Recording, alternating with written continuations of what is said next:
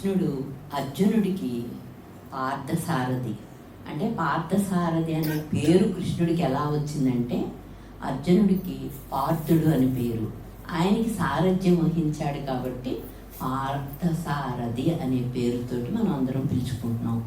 అక్కడ కృష్ణుడు ఏం చెప్తున్నాడంటే అర్జునుడికే కాదు సారథ్యం వహించేది జీవులందరికీ కూడా. ఎవరైతే విశ్వసించి ఆయన మన జీవితాల్ని భగవంతునికి అర్పించి నువ్వే సారథ్యం వహించు తండ్రి అని చెప్పేసి మనం ఎవరు కోరుకున్నప్పటికీ జీవుల అందరి హృదయాల్లోనే భగవంతుడే ఉన్నాడు కాబట్టి ఆయన మన జీవితాలను కూడా ఆయనే సారథ్యం వహించి ఆయనే నడిపిస్తాడనమాట. అందుకని చెప్పేసి పార్థసారథి అనే పేరుతో మనం పిలుచుకున్నప్పుడు మనం కూడా ఆయనకి సారథ్యం వహించేటట్టు మన జీవితాలకు కూడా ఆయనే సారథ్యం వహించగలడు అనే విశ్వాసంతో మనం ఆయన్ని ప్రార్థించటం వల్ల మన జీవితాలను కూడా ఆయనే నడిపిస్తాడు. ప్రతి క్షణం నడిపిస్తాడు, ఎప్పుడో కాకుండా ప్రతి క్షణం నడిపిస్తాడు. అందుకని చెప్పేసి మనం ఎప్పుడు కూడా భగవంతుడు మనకి అందకపోయినప్పటికీ భక్తుడు ద్వారా మనం భగవంతుని చేరుకుంటాం. అలాగే ఇక్కడ అర్జునుడిని వంపు పెట్టుకుని మనకి ప్రతిదీ తెలియజేస్తున్నాడు. అంటే అర్జునుడికి బోధించాడు గీతా శాస్త్రాన్ని. అర్జునుడికి బోధించినప్పుడు అంటే ఎప్పుడు పడితే అప్పుడు బోధించేయలేదు, భారత యుద్ధంలో బోధించాడు. వాళ్ళు అనేక సంవత్సరాలు రాత్రి పగలు కలిసి ఉన్నప్పటికీ అర్జునుడు కృష్ణుడు ఎక్కడా బోధించలేదు. ఆ భారత యుద్ధంలో ఆ యుద్ధం ముందు కృష్ణుడికి ఒక కన్ఫ్యూజన్ వస్తుంది, ఒక అలజడి వస్తుంది.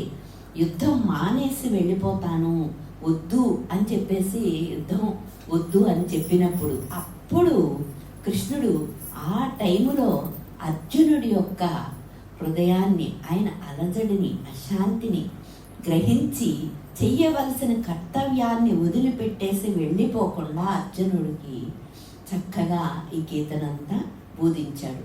అంటే మనం కూడా కృష్ణుడు ఎంత ఇష్టమైనప్పటికీ మనం ఎప్పుడు పడితే అప్పుడు భగవంతుడి గురించి చెప్పేస్తే మనం కూడా అర్థం చేసుకోం. కానీ కొన్ని పరిస్థితుల్లో మనం బాగా అశాంతిగా ఉంటాము. ఎవరైనా రెండు మంచి మాటలు చెప్తే వెంటనే తీసుకునేటట్టుగా ఉంటుంది మన మనస్సు. అందుకని చెప్పేసి ఇక్కడ అర్జునుడికి చక్కగా భారత యుద్ధం ముందుగా చక్కగా ఆయన ఈ గీతనంతా బోధించాడనమాట. అంటే చెప్పేవాడి హృదయాన్ని బట్టే కృష్ణుడు గురువు బోధిస్తాడు కాబట్టి ఆ హృదయం అక్కడ ఉంది. అర్జునుడికి రిసీవ్ చేసుకునే హృదయం అక్కడ ఉంది కాబట్టి చక్కగా భారత యుద్ధం ముందు ఆయనకి గీతను బోధించాడు. గీతను బోధించేటప్పుడు ఆయన ఏమన్నాడంటే అన్నీ పాలన్నీ పిండేసి పోసేస్తున్నాను, పిండినట్లు పోసేస్తున్నాను, అర్జునుడు తాగినన్ని తాగుతాడు, మిగిలిని మీరందరూ కూడా జీవులందరూ కూడా తాగొచ్చు. వంపు అర్జునుడే కానీ వంపు ఆయన పోస్తున్నాను, మీరందరూ కూడా ఎంతవరకు తాగగలిగితే అంతవరకు జీవులందరికీ పోసేస్తున్నాను, పిండిన పాలు పిండినట్టు పోసేస్తున్నాడు. ఈ బోధ అంతా కూడా అలాగ మనకి పాలు పూసినట్టుగా ఈ బోధన అంతా కూడా మనకి పూసేశాడు. పొయ్యటం వల్ల మనం ఏంటంటే ఆయన పాలని మనం ఎంతవరకు తాగగలిగితే అంతవరకు ఆయన పూసేస్తాడు. కాబట్టి మనం ఎప్పుడైనా సరే ఎక్కడైనా సరే ఈ బోధన అంతటినీ తీసుకుని భగవంతుడి యొక్క అనుగ్రహం కింద తీసుకుని మనం ఎప్పుడైనా సరే ఈ మాటలన్నిటినీ మనం మననం చేసుకోవటం వల్ల, ఆయన చెప్పిన మాటలను మళ్ళీ మనం మననం చేసుకోవటం వల్ల మనకేమవుతుందంటే మన హృదయంలో కృష్ణుడు ఉంటాడు. ఆయన ఎక్కడైతే ఆయన గురించి చెప్పుకుంటున్నామో అక్కడ నేనే ఉంటానురా అని చెప్పాడు. ఇక్కడ మనం ఆ మాటలు చెప్పుకుంటా ఉంటే ఆయన ఉండి మన మాటలను గ్రహిస్తున్నాడు. మనం ఎంత అందంగా చెప్పుకుంటున్నాము, ఎంత ఆనందపడుతున్నాము అని ఆయన చూసుకుంటా ఆయన మన ఆనందాన్ని రెట్టింపు చేసేస్తాడనమాట. ఎందుకంటే మనం ఆయన మీద విశ్వాసంతో, ప్రేమతోటి ఇవన్నీ చెప్పుకోవటం వల్ల ఆయన మన అందరి హృదయాల్లోనే ఉండటంతో పాటు ఈ ప్లేస్ అంతా ఆయనదే కాబట్టి, జగత్తంతా ఆయనదే కాబట్టి ఆయన ఎక్కడైతే ఆయన్ని ప్రీతిగా ప్రేమగా మనం స్మరిస్తూ ఉంటామో అక్కడ ఉంటాడనమాట. అంటే మనకి ఆయన ఉన్నాడు అనుకోగానే ఆనందం వచ్చేస్తుంది.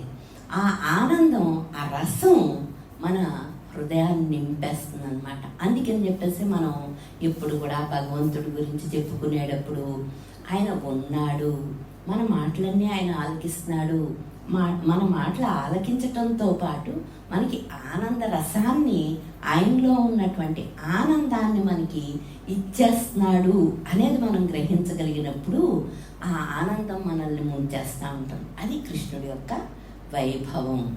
అంటే ఆయనకి, అర్జునుడికే కాదు సారథిని, మీ అందరికీ కూడా ప్రతి ఒక్కరి జీవుల్లో అందరి హృదయాల్లోనే నేనే ఉన్నాను. కాబట్టి మీరు నాకు సారథ్యం ఇస్తే నేను నడిపించేస్తాను. కాదు మీరే నడిపించేసుకుంటానంటే చాలా కష్టాలు పాలవుతారు, చాలా ఇబ్బందులు పాలవుతారు, చాలా అశాంతిగా ఉంటారు. సారథ్యం నాకు ఇచ్చేస్తే నేను ఆనందంగా మీ జీవితాలన్నిటినీ ఆనందమయం చేసేస్తాను అని చెప్పేసి కృష్ణుడు మనకి చక్కగా చెప్తున్నాడనమాట. ఎందుకయ్యా అర్జునుడికి బోధించాడు అంటే, బోధించేటప్పుడు ఆయన చక్కగా చూసుకున్నాడు. ఎప్పుడూ కూడా ఇన్ని సంవత్సరాలు నేను అర్జునుడితోటి కలిసి ప్రయాణించాను, అనేక రాత్రులు అర్జునుడితోటి కలిసి పడుకున్నాం, అనేక నెలలు సంవత్సరాలు ఇద్దరూ కలిసి తిరిగినప్పుడు అర్జునుడికి ఎప్పుడూ కూడా అసూయ రాలేదు. ఆ అసూయ రాకపోవటం వల్ల నా బోధన అంతటినీ ఈ జీవునికి బోధించేటప్పుడు అర్జునుడిని వంపు పెట్టుకుని ఈ లోకానికి, సృష్టికి ఆ బోధన వినిపించాను. అంటే అర్జునుడికి ఎందుకు బోధించాడు అని మనం అనుకుంటాం కదా. అందుకని ఆయన ఏం చెప్తున్నాడంటే, అసూయ అంటే ఏంటో తెలియదు అర్జునుడికి, అందుకని చెప్పేసి అర్జునుడి ద్వారా ఈ లోకానికి ఈ బోధన అంతటినీ వినిపించాను అని చెప్పేసి చక్కగా చెప్తున్నాడు. మనకి అసూయ, నాన్నగారు ఎప్పుడు అంటూ ఉంటారు, పెట్టుబడులు అక్కర్లేదమ్మా అసూయకి. ఎందుకు అంటే దానికి డబ్బులతో పనేమీ లేదు, మనకన్నా పక్క వాళ్ళకి కొంచెం సంపద ఉందన్నా, కీర్తి ఉందన్నా, గౌరవం ఉందన్నా దీనికి పెట్టుబడి అక్కర్లేదు కాబట్టి వెంటనే వచ్చేస్తుంది. కానీ అసూయ ఉండటం వల్ల మనం భగవంతుడు చెప్పిన మాటని వినలేకపోతున్నాము అనేది మనం గ్రహించినప్పుడు మనకి ఇచ్చిన దానితోటి, భగవంతుడు మనకి ఇచ్చిన దాంతో మనం సంతోషంగా, సంతృప్తిగా, ఆనందంగా ఉండగలుగుతాం. కానీ ఎవరికో ఉంది మనకి లేదు అనే అసంతృప్తి, అసూయ వస్తే కనుక ఇంత ఆనందాన్ని, భగవంతుడిచ్చే ఆనందాన్ని అంతటినీ కూడా మనం మిస్ అయిపోతాం, కోల్పోతాం, అందుకోలేమన్నమాట. మనకి ఇస్తున్నప్పటికీ అందుకునే శక్తి కూడా కోల్పోతాం. అందుకని చెప్పేసి అసూయ అనేది ఉండకూడదు అని చెప్పేసి, అసూయ లేదు కాబట్టే అర్జునుడికి బోధించాను. అలాగే మీకు కూడా అసూయ ఉంటే, అసూయ మనల్ని కనీసం భగవంతుడి మాటని కూడా వినకుండా అడ్డుపడిపోతుంది. ఆ మాటను వినలేకపోతే భగవంతుణ్ణి నామాన్ని, భగవంతుడి రూపాన్ని, భగవంతుడి మాటని వినలేకపోతే భగవంతుడిలో ఉన్నటువంటి ఆనందాన్ని మనం మిస్ అయిపోతాం. కాబట్టి చక్కగా అసూయ అనేది ఉండకూడదు. అసూయ ఒకవేళ ఉందనుకో, నువ్వు దాన్ని తొలగించుకో. ఎలా తొలగించుకుంటావు? ఓ కృష్ణ, నీ మాటను చెప్పేటప్పుడు అది కూడా గ్రహించలేకపోతే, నీ రూపానికి, నీ నామానికి, నీ మాటకి దూరం అయిపోతా ఉంటే ఇంకెందుకు అసూయ? ఎందుకు అసూయ? లేకపోవటం వల్ల నిన్ను ఆనందించేస్తాను. బయట సంపదలన్నీ కూడా ఆనందాన్ని ఇవ్వవు, శాశ్వతమైన ఆనందాన్ని ఇవ్వవు. నీ రూపం, నీ నామం, నీ మాట నన్ను నీలో ఐక్యం చేసేస్తాయి. ఆనందాన్ని ఇవ్వటమే కాకుండా నీలో ఐక్యం చేసేస్తాయి. అందుకని చెప్పేసి నీ రూపానికి, నీ మాటకి, నీ నామానికి దూరం చేసే అసూయని నాలోంచి తొలగించు తండ్రి అని చెప్పేసి మనం కృష్ణుని ప్రార్థించినప్పుడు కృష్ణుడు మన లోపల ఉండి నన్ను వీళ్ళు పొందటానికని చెప్పేసి నా మీద ఎంత ప్రేమగా నన్ను పొందటానికి, నన్నే గమ్యంగా పెట్టుకుని వీళ్ళు నన్ను పొందటం కోసం అసూయని వద్దంటున్నారు. అందుకని చెప్పేసి మనం వెంటనే, ఎప్పుడో కాదు ఇప్పుడే వాళ్ళల్లో ఉన్నటువంటి అసూయను తొలగించి మన ప్రేమని నింపేద్దాం అనుకుని కృష్ణుడు ఏం చేస్తాడంటే వెంటనే మనకి అసూయను తొలగించేసి ఆయన రూపనామాలు, ఆయన మాటలో ఉన్న ఆనందాన్ని మనకి అంతర్యామిగా ఉండి అందించేస్తూ ఉంటాడనమాట. అందుకని మనం ఏంటంటే అసూయ ఉంటే మనకి అశాంతిగా ఉంటుంది. భగవంతుడి నామాన్నే కాకుండా ఆయన్ని నామాన్ని చెయ్యలేము, ఆయన నామంలో ఉన్న ఆనందాన్ని పొందలేము, ఆయన మాటలో ఉన్న ఆనందాన్ని పొందలేము. పైగా అశాంతి ఒకటి ఉంటుంది. వాడు ఏదో సంపదలో బాహ్యమైన అన్నిటితోటి మనం పోల్చుకోకుండా, మనం బాహ్యంగా పోల్చుకుంటే వాళ్ళ సంపదలు, కీర్తి, గౌరవాలు, అధికారాలతో పోల్చుకుంటే మనకి అశాంతి. కానీ వాడు ఎంత కృష్ణుడిని అంత బాగా ప్రేమిస్తున్నాడు, మనం కూడా అంత బాగా ప్రేమిద్దాం అని చెప్పేసి మనం భక్తులందరినీ చూసి, మీరాబాయినైనా, భక్తులు ఎవరైనా సరే, భక్తులు ఎవరినైనా సరే చూసి మనం వాళ్ళకున్న భక్తిని మనం పెంపొందించుకోవటానికి, వాళ్ళని ఆదర్శంగా తీసుకుని వాళ్ళని స్మరించటం వల్ల మీరాబాయికి అంత భక్తినిచ్చావు, మనకి సూరదాస్కి అంత భక్తి ఇచ్చావు, ఎన్ని వేల మందికి అప్పటి నుంచి ఇప్పుడు దాకా సృష్టిలో అనేక మందికి రాధ చూస్తే నువ్వే నేనంటుంది, నేను లేనంటుంది, అటువంటి భక్తిని ఇచ్చావు నువ్వు. అందుకని చెప్పేసి మనం అటువంటి భక్తిని ఇమ్మని చెప్పేసి కృష్ణుడిని అడగటం వల్ల మనకి ఏమవుతుందంటే అసూయలోంచి బయటకు వచ్చేస్తాము, కృష్ణుడికి దగ్గరైపోతూ ఉంటాం. అంటే ఏది ఉంటే మనకి కృష్ణుడికి దూరం అయిపోతామో దాన్ని తొలగించుకోవాలి. దాన్ని తొలగించుకుని ఏదైతే భగవంతుడు ఇవ్వగలడో మనకి ఆయన ఆనందాన్ని, బాహ్యంగా సృష్టిలో ఏది అడిగినప్పుడే ఆయన ఇచ్చేస్తాడు. కానీ వాటిల్లో మనకి ఆనందం లేదు అనేది తెలుస్తూ ఉంటుంది.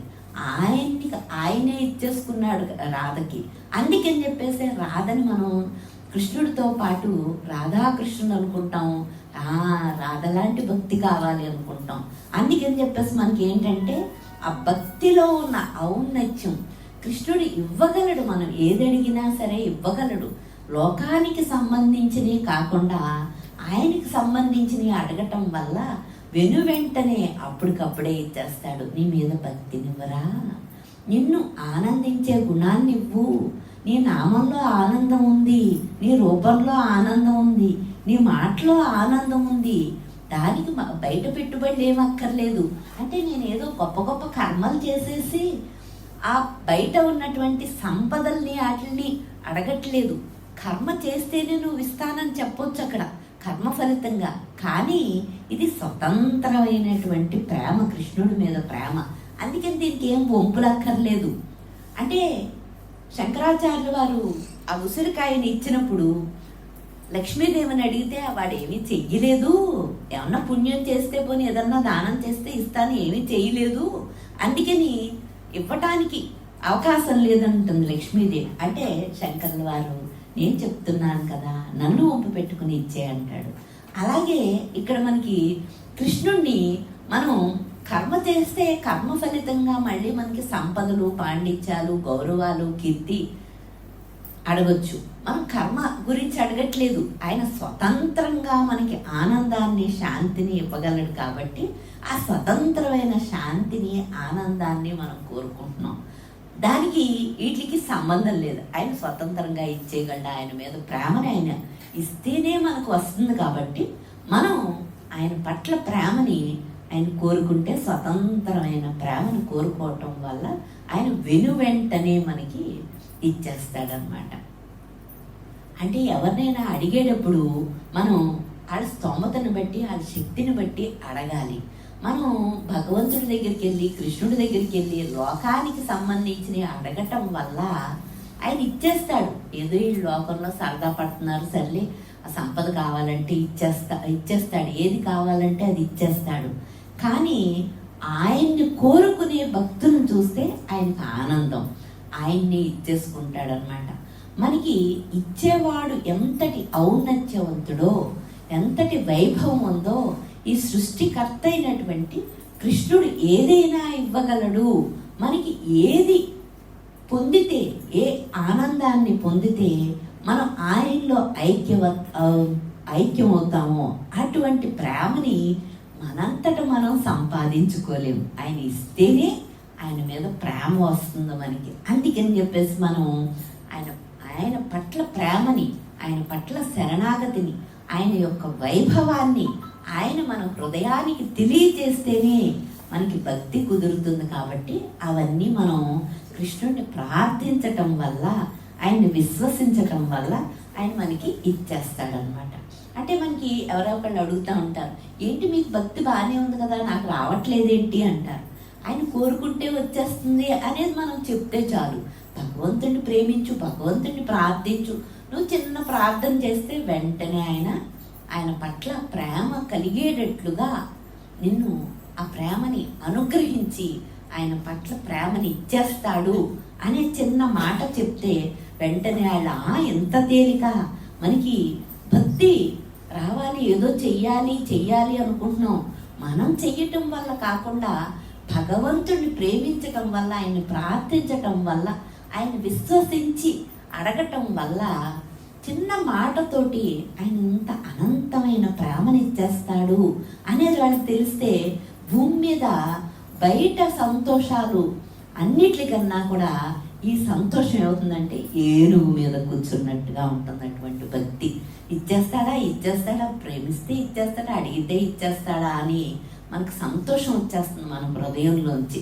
ఆ సంతోషం ఆయన పట్ల ప్రేమని ఆయన ఇవ్వగలడు అనేది మనకి ఆ మాట అందితే, అది విశ్వసిస్తే ఆయన ఇచ్చేస్తూ ఉంటాడు అనమాట. కృష్ణుడు చెయ్యని పని అంటూ లేదు. ఎందుకంటే ఆయన ఈ సృష్టికి యజమాని కాబట్టి ఆయన ఈ భూమి మీదకి వచ్చినప్పుడు, అవతారం తీసుకున్నప్పుడు మనం ఆ వైభవాన్ని చూడలేకపోయినప్పటికీ, ఆ శరీరం ధరించినప్పుడు మనం చూడలేకపోయినప్పటికీ, ఏ యుగంలో పుట్టినప్పటికీ, ఎప్పుడు పుట్టినప్పటికీ, ఏ ప్లేస్లో ఉన్నప్పటికీ ఆయన వైభవాన్ని, ఆయన ఆనందాన్ని మనకి ఇక్కడికిక్కడే మనకి కళ్ళకి కట్టేటట్లుగా, హృదయం ఆనందించేటట్లుగా ఎప్పుడైనా, ఎక్కడైనా, ఎవరికైనా సరే ఇచ్చేస్తాడనమాట. అంటే మనం ఏదో చేస్తే ఇస్తాడని కాదు, ఏం చెయ్యకపోయినా భక్తి వచ్చేస్తుంది అనేది మనకి తెలియాలన్నమాట. దానికి ఏదో చేసేయక్కర్లేదు, చెయ్యకపోయినా సరే ఏదో పూర్వజన్మంలో పుణ్యం చేస్తే వచ్చింది, ఇచ్చేస్తే వచ్చింది అని బయట వాళ్ళు చెప్తూ ఉంటారు. కానీ మనం ఆ మాటలన్నిటిని పక్కన పెట్టి ఎప్పుడైనా ఇచ్చేయగలవు నువ్వు, అందుకని చెప్పేసి నీ పట్ల ప్రేమనివ్వు అని మనం నిజాయితీగా అడిగితే, విశ్వాసంతో అడిగితే ఆయన పట్ల ప్రేమని మనకి ఇచ్చేస్తాడనమాట. అది కృష్ణుడిలో ఉన్నటువంటి, భగవంతుల్లో ఉన్నటువంటి వైభవం. అంటే మనకి కొన్ని విషయాల్లో ఎవరైనా చెప్పినా మళ్ళీ అనుమానాలు వస్తూ ఉంటాయి. అనుమానాలు పెట్టుకోక్కర్లేదు, శంకలు పెట్టుకోక్కర్లేదు. మన ప్రార్థన నిజాయితీగా ఉంటే వెంటనే ఆయన మనకి ఆ ప్రేమని, భక్తిని ఇచ్చేస్తాడనే విశ్వాసంతో మనం ఆయన్ని ప్రార్థించాలి. అప్పుడు మనకి ఆయన పట్ల ఎప్పుడైతే ప్రేమ కలిగిందో కృష్ణుడు ఇంత దయాస్వరూపుడా, ఇంత కరుణాస్వరూపుడా, ఇంత ప్రేమ స్వరూపుడా, మన మాటకి మనసుకి అందడు కానీ ప్రేమకు అందేస్తాడు కృష్ణుడు అనేది మనకి ఒకసారి ఎక్స్పీరియన్స్ అవుతే తర్వాత మనం ఏం చేస్తాం, కృష్ణుడు ఉన్నాడు కదా అన్నిటికీ. మనకి లోకంలో జీవులు ఆధారం కాదు, వాళ్ళు సపోర్ట్ కాదు, మనకి కృష్ణుడు ఉన్నాడు అండగా. ప్రతిదానికి మనం దయాస్వరూపుడైనటువంటి ప్రేమ స్వరూపుడైనటువంటి ఆ భగవంతుణ్ణి మనం ఆయనే రక్షకుడు అని చెప్పేసి ప్రతి చిన్నదానికి కూడా మనం ఆయనతోటి అనుబంధం వచ్చేస్తుంది. మనకి ఎప్పుడైనా భయం వేయచ్చు, భయం వేస్తే వెంటనే మనకి ఆయనతో ఉన్న అనుబంధం వల్ల ఎందుకు భయపడుతున్నాం మనం? లోకంలో ఏట్లకి మనం భయపడాల్సిన పని లేదు, కృష్ణుడు అండగా ఉన్నాడు కదా, రక్షకుడు ఉన్నాడు కదా. బయట మన కుటుంబంలో వాళ్ళు, బయట పోలీసులు, బయట వాళ్ళు ఏది రక్షించలేరు, కృష్ణుడు రక్షించేయగలడు అనే విశ్వాసం ఏం చేస్తుందంటే మనకి భయాన్ని పోగొట్టేస్తుంది. ఆ భయం మన నుంచి పారిపోతుంది. ఎక్కడికి వెళ్తే అక్కడ మనం కూడా మరి మన హృదయంలో కృష్ణుడు ఉన్నాడు కదా. ఎక్కడికి వెళ్ళినప్పటికీ, మనం ఎక్కడ ఉన్నప్పటికీ ఆయన్ని ప్రార్థిస్తే వెంటనే మనకి రక్షకుడుగా, మన విశ్వాసానికి వెంటనే రక్షకుడుగా నేనున్నాను అని చెప్పేసి మనకి భయాన్ని తీసేస్తాడనమాట. భయం ఉంటే కనుక మనకి ఆ అలజడి, అశాంతి పోవాలి అంటే జీవులు ఎవరూ పోగొట్టలేరు. మనం ఎంతమంది మెంటల్ డాక్టర్ దగ్గరికి వెళ్ళినప్పటికీ ఎవరిని మనం నాకు భయం వస్తుంది, నాకు భయం తొలగించు అని ఏ డాక్టర్లకు చెప్పినప్పటికీ, ఏ జీవులకు చెప్పినప్పటికీ వాళ్ళు ఎవరు తొలగించలేరు. గురువు భగవంతుడు. మనం భయాన్ని తొలగించేవాడు ఎవరయ్యా అంటే భగవంతుడు. మళ్ళీ ఆ భగవంతుడే గురువుగా మనకి భూమి మీదకి తీసుకొచ్చి ఒక శరీరం ద్వారా, ఒక జ్ఞాని ద్వారా మనకి ఆ భయాన్ని పోగొడతాడు. అందుకని చెప్పేసి మనం ఎక్కడ భయం వచ్చినప్పటికీ, ఏ విషయంలో భయం వచ్చినప్పటికీ కృష్ణుడు ఉన్నాడు అని చెప్పేసి మనం అంతర్యామిగా ఉన్నాడు, మనకి ఎక్కడో లేడు.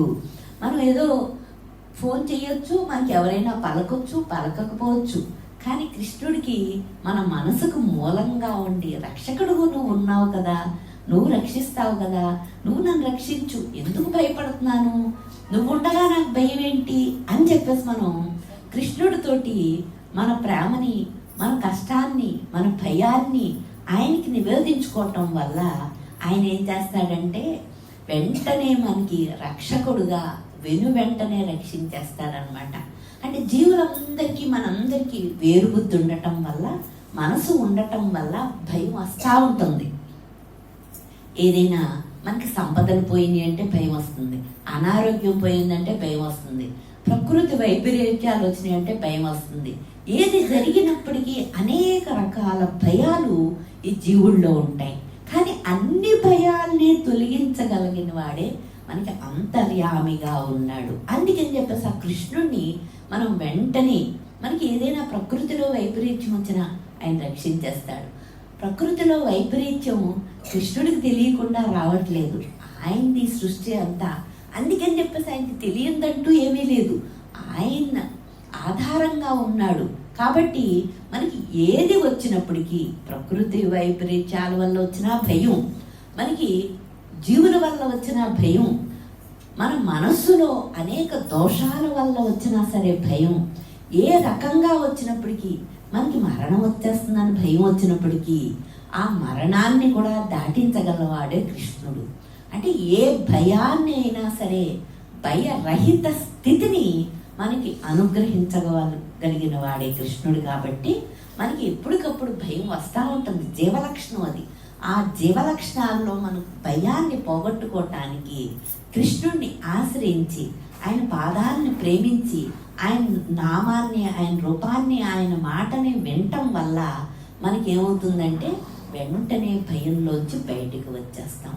ఆయన అంత దయాస్వరూపుడంటే మన కోసం మనం, అయ్యో కృష్ణుడు చాలా దయాస్వరూపుడు, కరుణాస్వరూపుడు అని మనకు తెలిసిన తర్వాత మనం ఆయన్ని ప్రేమించకుండా, ఆయన్ని ప్రార్థించకుండా ఉండలేము. కానీ మన కోసం మనం అడుగుతూ ఉంటాం కృష్ణుణ్ణి, అప్పుడు సంతోషపడతాడు. మనతో పాటు అనేక మంది జీవులు ఉంటారు, మన కుటుంబ సభ్యులు, సమాజంలో అనేక మంది జీవులు ఉంటారు. వాళ్ళ కోసం కూడా మన కోసమే కాకుండా ఎవరైనా కష్టంలో ఉన్నప్పుడు, ఎవరైనా దుఃఖంలో ఉన్నప్పుడు మనం వాళ్ళంతటి వాళ్ళు అది భయపడిపోతూ ఉంటే, వాళ్ళు కష్టంలో ఆ చింత వాళ్ళని ఇబ్బంది పెట్టేస్తూ ఉంటే వాళ్ళు భయంతో భగవంతుని ప్రార్థించలేని పరిస్థితుల్లో కూడా ఉంటారు. అటువంటప్పుడు కూడా మనం వాళ్ళ గురించి కూడా మన గురించే మనం ప్రార్థించుకోకుండా, మన పక్కన ఎవరున్నప్పటికీ, ఎవరు కష్టంలో ఉన్నప్పటికీ, ఏ జీవి పట్లైనా సరే మనం ఎక్కడో వాళ్ళు అమెరికాలో ఉండొచ్చు, ఆస్ట్రేలియాలో ఉండొచ్చు, లండన్లో ఉండొచ్చు, మన పక్కనే ఉండాలని ఏమీ లేదు. కానీ వాళ్ళు కష్టపడుతున్నారు, వాళ్ళు దుఃఖపడుతున్నారు అని తెలిసినప్పుడు వాళ్ళ కోసం మనం ప్రార్థించినప్పటికీ కూడా వాళ్ళకి ఆ ప్రార్థన అందేస్తుంది.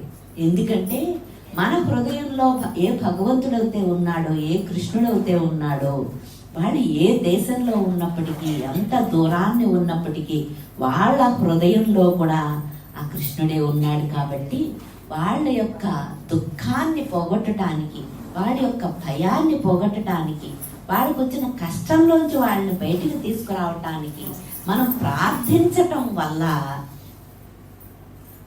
బయట ఏదో చేసేయలేకపోవచ్చు. అయ్యో వాళ్ళు అమెరికాలో ఉన్నారు, మనం ఏం చేయలేం కదా అనుకోక్కర్లేదు. కృష్ణుణ్ణి ప్రేమపూర్వకంగా మనం ప్రార్థిస్తే, వాళ్ళ కష్టాన్ని తొలగించు అని ప్రార్థిస్తే వెంటనే వాళ్ళ కష్టంలోంచి బయటికి తీసుకొచ్చేస్తాడనమాట. అంటే మనకి డబ్బులు ఉన్నాయో, లేకపోతే నేను వాళ్ళకి సాయం చేయగలిగే పరిస్థితిలో లేను, మనకి శారీరకంగా బలహీనంగా ఉండొచ్చు, సంపదలు లేకపోవచ్చు, పాండిత్యం లేకపోవచ్చు, ఏది లేకపోయినప్పటికీ మనం వాళ్ళకి చేసే సాయం ఏంటయ్యా అంటే, మనకి కృష్ణుడి మీద ఉన్న భక్తే మనకి సంపద. కాబట్టి ఆ సంపద, ఆ భక్తి అనే సంపద వల్ల వాళ్ళు ఏ దేశంలో ఉన్నప్పటికీ, ఏ కష్టంలో ఉన్నప్పటికీ, ఎటువంటి పరిస్థితిలో ఉన్నప్పటికీ మనం ఆ కృష్ణుడిని ప్రేమించి వాళ్ళ కష్టాన్ని తొలగించమని ప్రార్థించినప్పుడు, అది మన కోసం మనం ప్రార్థించుకునే టైంలో కొద్దిగా అన్న టైం తీసుకుంటాడేమో, ఇతరుల కోసం మనం అంత నిజాయితీగా, అంత ప్రేమగా వాళ్ళ కోసం కృష్ణుడిని పిలిచినప్పుడు వెంటనే ఆయన ఏం చేస్తాడంటే వాళ్ళకి వెంటనే ఆ కష్టంలోంచి, ఆ దుఃఖంలోంచి బయటికి తీసుకొచ్చేస్తాడనమాట. అంటే ఇప్పుడు ఎవరో ఒకళ్ళు ఎక్కడో ఉంటాం, వాళ్ళు ధనం అన్నీ ఉండొచ్చు, కానీ వాళ్ళకి వాళ్ళ ఇంట్లో ఏదైనా జరిగినప్పుడు, మరణం వచ్చినప్పుడు వాళ్ళు దుఃఖం విపరీతంగా ఉంటుంది. మనందరికీ కూడా సంపద పోయినప్పటికీ, కీర్తి తగ్గినప్పటికీ, మిగిలిన కష్టాలు వచ్చినప్పుడు అన్నిటికన్నా కూడా ఎవరికైనా మన ఇంట్లో కానీ ఎవరికైనా సరే మరణం వచ్చినప్పుడు, ఆ మరణం ద్వారా వాళ్ళ మనకి దూరం అయిపోతారు వాళ్ళు. ఆ మరణ భయం ఏంటంటే మనకి ఆ దేహం దూరం అయిపోతుందని. అన్ని భయాల్లో కల్లా, అన్ని బాధల్లో కల్లా మన ఆత్మీయులను కానీ, మన కుటుంబ సభ్యులు కానీ, మనకి ఇష్టలైన వాళ్ళు కానీ దేహాన్ని వదిలేసినప్పుడు, మరణం సంభవించేటప్పుడు మనకి చాలా బాధగా ఉంటుంది, దుఃఖం వచ్చేస్తూ ఉంటుంది. వాళ్ళు వదిలిపెట్టేస్తారు, దూరం అయిపోతారు అని చెప్పేసి చాలా దుఃఖం వస్తుంది.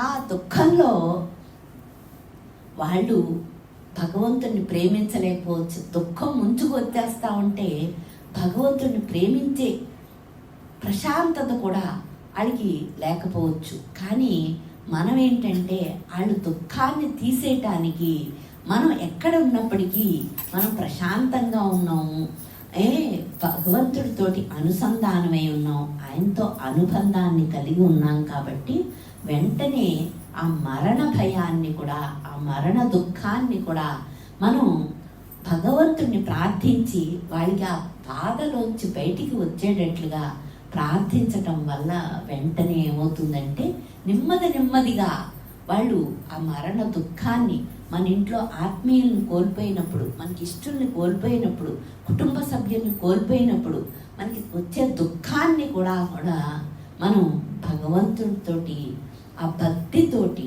ఆయన్ని ప్రార్థించటం వల్ల మనం ఆత్మీయుల కోల్పోయినప్పుడు కూడా వచ్చే దుఃఖాన్ని కూడా దాటేయగలుగుతాం అన్నమాట. అంటే మనకి మరణ భయం, ఆ మరణంలో ఆ వ్యక్తి దూరం అవ్వటానికి మనకి చాలా బాధ వచ్చేస్తుంది. ఆ బాధని మనం తొలగించుకోలేము. మనంతట మనం తొలగించుకునే బాధ కాదు. అంటే ఒక ఆత్మీయుడు, ఒక ఇంట్లో కుటుంబ సభ్యుడు, మనకి ఇష్టమైన వాళ్ళు మరణించినప్పుడు ఆ బాధని మనంతట మనం తీసుకోలేము. భగవంతుడే, కృష్ణుడే తీయగలడు అనేది మనకి అంత విశ్వాసంతో, అంత ప్రేమతోటి కృష్ణుడిని ప్రార్థించినప్పుడు ఆ మరణ దుఃఖం కూడా తీసేస్తాడనమాట. ఆయన ఉన్నాడు, అందరి హృదయాల్లో ఉన్నాడు. ఆ దుఃఖాన్ని తొలగించుకోవటానికి మనం భగవంతుడిని ప్రార్థించటం వల్ల ఆయన ఏం చేస్తాడంటే ఆ వ్యక్తి యొక్క ఏ ప్రేమ అవుతే, మనకి ఏ మమకారం అవుతే వాళ్ళ మీద ఉండి మనం ఎంత దుఃఖానికి గురవుతున్నామో అంత మమకారాన్ని కృష్ణుడి మీదకి చేసుకుంటాడు, ఆయన మీదకి మరల్చుకుంటాడు. ఆయన మీదకి మరల్చుకున్నప్పుడు మనకి ప్రతిదీ కూడా అయ్యో అది ప్రకృతి సహజం కదా మరణం. దేహం పుట్టింది అంటే దేహం ఎప్పుడో ఒకప్పుడు మరణించాలి, ప్రకృతి సహజము. అది మనం ప్రకృతికి వ్యతిరేకంగా వాడు మరణించకూడదు, ఆ దేహం ఎప్పుడూ ఉండాలి అనుకోవటం ప్రకృతికి విరుద్ధం. అందుకని మనం ప్రకృతికి విరుద్ధంగా కోరుకోకుండా ప్రకృతి సహజమైన అన్నిటినీ కూడా మనం ఒప్పుకుంటూ, అంటే ఈ సృష్టికి అంతటికి యజమాని ఆయన కృష్ణుడి యొక్క లీల. కృష్ణుడితో పాటు మనం కృష్ణుడి యొక్క లీలను కూడా, ఈ సృష్టిలో జరిగే ప్రతిదీ ఈశ్వర సంకల్పం కొద్దీ జరుగుతుంది అని కృష్ణుడి లీలని వేరు చేయకుండా కృష్ణుడితో పాటు ఆయన సంకల్పం కూడా, ఆయన సృష్టిలో జరిగే పనులన్నీ కూడా మనం కూడా యాక్సెప్ట్ చేస్తూ ఉంటాం అన్నమాట. అంటే ప్రకృతికి విరుద్ధంగా మన మనస్సు అడగకుండా ఈశ్వరుడి యొక్క సంకల్పాన్ని, ఈశ్వరుడి యొక్క నిర్ణయాన్ని గౌరవిస్తూ ఉంటాం.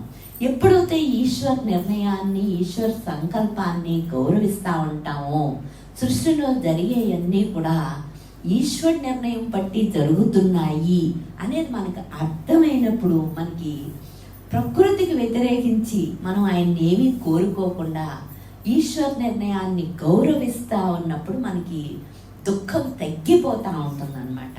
అంటే ఇక్కడ రామకృష్ణుడు చెప్తాడు, నువ్వు భగవంతుడిని ఇష్టపడి భగవంతుడి యొక్క లీలని యాక్సెప్ట్ చెయ్యకపోతే, భగవంతుడు అంటే ఇష్టం మనకి, కానీ భగవంతుడు లీల, ఆ భగవంతుడిదే ఈ సృష్టి అంతా, ప్రతిదీ కూడా ఈశ్వర నిర్ణయం బట్టే, భగవంతుడి యొక్క నిర్ణయం బట్టే జరుగుతాంది అని మనకి గురువులు, భగవంతుడు చెప్పినప్పుడు భగవంతుడిని వేరుగా చేసి నీ రూపానికే పరిమితమైన ప్రేమని చూపిస్తా మిగిలిన సృష్టి అంతటా ఆయన ఉన్నాడు అనే మాటని మనం యాక్సెప్ట్ చేయకుండా, ఆయన లీలని యాక్సెప్ట్ చెయ్యకపోతే మనకి భగవంతుణ్ణి పరిపూర్ణంగా ప్రేమించటం కాదు, ఒక దేహానికి పరిమితం చేసి ఆయన్ని ప్రేమించటం. ఆయన ఏమంటున్నాడు, నేను అంతటా ఉన్నాను, అందరి హృదయాల్లోని నేను ఉన్నాను, ఈ సృష్టిని నేను నడుపుతున్నానంటే నా లీల ఇది, నా లీలను కూడా ఎంజాయ్ చెయ్యి, నన్నే కాదు నా లీలను కూడా ఎంజాయ్ చేయటం వల్ల నీకు అపరిమితమైన ఆనందం వస్తుంది, నీకు దుఃఖం తొలగిపోతుంది. అందుకని చెప్పేసి భగవంతుడితో పాటు భగవంతుడు లీలని కూడా, ఈ సృష్టిలో జరిగే ప్రతి దాన్ని కూడా భగవంతుడి యొక్క సంకల్పం ప్రకారమే అవన్నీ జరుగుతున్నాయని మనం భగవంతుడి మాటని అర్థం చేసుకుని వాటిని అన్నిటినీ కూడా యాక్సెప్ట్ చేయాలి, ఒప్పుకోవాలి. ఒప్పుకున్నప్పుడు మనకి దుఃఖం తగ్గిపోతూ ఉంటుంది. అక్కడ చక్కగా రామకృష్ణుడు మనకి దుఃఖం తగ్గిపోవటానికి మాటలన్నిటినీ ఎంత అద్భుతంగా చెప్తున్నారో. భగవంతుడు లీల కూడా మనకి అర్థమవుతూ ఉంటే మనకి ఆయన్ని ఎలా యాక్సెప్ట్ చేయాలో తెలుస్తూ ఉంటుంది. ఆయన ఎంతో దయాస్వరూపుడు, కానీ మనకే పరిమితం చేసుకోకుండా సృష్టి అందరిలోని ఆయన అనంతంగా ఉన్నాడు, అంతటా వ్యాపించి ఉన్నాడు, అందరి హృదయాల్లోని ఉన్నాడు అనేది ఆయన మాటని మనం గౌరవించటం వల్ల మనకి ఏమవుతుందంటే అందరి హృదయాల్లో ఉన్నది భగవంతుడే కదా. అంతటా ఉన్న భగవంతుణ్ణి మనం ఏదో ఒకదానికి పరిమితం చేయకుండా, ఒక రూపానికి, ఒక నామానికి, ఆయన రూపనామాల్ని పట్టుకుని అనంతంగా అంతటా ఉన్న ఆయన సర్వవ్యాపకత్వం అయినటువంటి ఆయన్ని మనం ప్రేమించే స్థితికి ఆయన తీసుకువెళ్తాడనమాట. అంటే ఇక్కడ ప్రతిదీ కూడా మనకి దుఃఖం రాకుండా, దుఃఖం తొలగించేటట్టు, దుఃఖరహిత స్థితికి, ఎప్పుడూ ఉండేటువంటి ఆనంద స్థితికి, సహజ స్థితికి, ఆ నిర్మలమైన నిశ్చలమైన ఆనందానికి తీసుకువెళ్ళటానికే ఈ మాటలన్నిటినీ ఆయన మనకి చెప్తున్నాడు. మనకి లేని వాటి గురించి ఆలోచించకుండా మనకి జీవితంలో ఏది ఇచ్చాడో దాని పట్ల మనం భగవంతుడికి కృతజ్ఞత చెప్తూ ఉంటే, తండ్రి ఏవో మన కోరికలు ఎక్కడో ఏదో కావాలనిపిస్తూ ఉంటుంది, ఏదో చూసి అవి ఉంటే బాగున్నాయి అనిపిస్తుంది. మనకు ఉన్న వాటిని మనం ఎంజాయ్ చేయటం మానేసి, మనకి ఇచ్చిన వాటితో మనం సంతృప్తి పడటం మానేసి, వీటిని అనుభవించటం, వీటిని ఆనందించటం మానేసి ఎక్కడో ఏదో కావాలనిపిస్తూ ఉంటుంది. అదంతా మనస్సు చేసే మాయ. మనకి ఇచ్చిన వాటితోటి భగవంతుడు మనకి ఏదైతే కేటాయించాడో ఈ ప్రారంభంలో దాన్ని ఆనందించటంతో పాటు అక్కడ సంతృప్తి ఉండటం వల్ల మన ఏమవుతుంది, మన మనస్సు కోరికల రూపంలో మనకి అశాంతిని తీసుకురాకుండా ఉంటుంది. కోరిక వచ్చిందా అశాంతి వచ్చేస్తుంది. మనకి సంతృప్తిగా బతకటం వల్ల కృష్ణుడు మనకి ఇచ్చినవి, కేటాయించినవి మనకి సరిపోతాయి. మనకి ఏదైనా లోటు వస్తే ఆయన చూసుకుంటాడు. కానీ కేటాయించినవన్నీ, ఇచ్చినవన్నీ మరిచిపోయి వీటి పట్ల మనం కృతజ్ఞతగా ఉండటం మానేసి ఇంకా ఎక్కడో ఏదో కావాలి అనుకోవటం వల్ల ఆ అసంతృప్తి ఏంటంటే జీవ లక్షణం, సంతృప్తి ఏంటంటే భగవంతుడి లక్షణం. అందుకని మనం కేటాయించిన వాటిల్లోనే మనం సంతోషంగా ఉండటానికి మన మనస్సుని భగవంతుడికి ఇస్తే మనకి ఇచ్చిన వాటినే మనం. కానీ ఎందుకు అసంతృప్తిగా ఉన్నాము అంటే ఆ మనస్సే అసంతృప్తి. అందుకని మనస్సుని ఆయనకి ఇచ్చేస్తే, భగవంతుడికి ఇచ్చేస్తే అక్కడ భగవంతుడు రూపనామాలతోటి, ఆయన మాటతోటి, ఆయన అనుగ్రహంతో అది తృప్తిగా ఉంటుంది అన్నమాట, సంతోషంగా ఉంటుంది, వెలితిగా ఉండదు. భగవంతుడికి మన మనసు ఇచ్చినప్పుడు చాలా తృప్తిగా, సంతోషంగా, ఆనందంగా ఉంటుంది. ఆయనకి ఎంతవరకు ఇవ్వలేదో అంతవరకు అసంతృప్తిగా ఉంటుంది. అందుకని మనం వీలైనంత వరకు పూర్తిగా పరిపూర్ణంగా మన మనసుని ఆయనకి అర్పించటానికి చూడటం వల్ల మనకి పరిపూర్ణమైన ఆనందం. ఈ దేవాది దేవుడు పూర్ణమైనటువంటి దేవుడు, పరిపూర్ణమైనటువంటి స్వరూపం కృష్ణ స్వరూపం. అంటే కృష్ణుడు ఎందుకయ్యా అంత అందంగా మధురాధిపతిగా వచ్చాడు అంటే జీవుడికి ఆకర్షణలు ఉంటాయి. ఆయన రూపనామాల మీద మనకి ఆకర్షణ కలిగేటట్లుగా ఆయన శరీరాన్ని తీసుకుని భూమి మీదకి వచ్చి మన మనస్సుని ఎక్కడ ఉంచుకుంటున్నాడు. ఆయన ఎందుకయ్యా అంటే ఆనందంగా ఉండటానికి ఉంచుకుంటున్నాడు. మనం ఏం చేస్తున్నామంటే ఆయన ఏది ఇవ్వలేదో, లోకంలో ఏదేదో ఉంటే అవన్నీ మనం ఎవరైనా ఒక 100 రకాలు పెడితే మనం తినేయగలం అంటే తినలేము. మనకి ఇష్టమైనది ఏదో ఒకటి తినటం వల్ల తృప్తిగా ఉంటాం. కానీ 100 రకాలు తినేయాలి అనుకుంటే అసంతృప్తిగా ఉంటాము, మనకి లేని బాధ వస్తుంది. అలాగే భగవంతుడు మనకి ఇచ్చిన వాటి పట్ల కృతజ్ఞతగా ఉండి, భగవంతుడు మనకి ఇవన్నీ ఇచ్చాడు అనే కృతజ్ఞతాభావం ఉండటం వల్ల మనం ఆనందంగా ఉంటాం. కృతజ్ఞత. ఒక డాక్టర్ గారు వచ్చారు నాన్నగారి దగ్గరికి.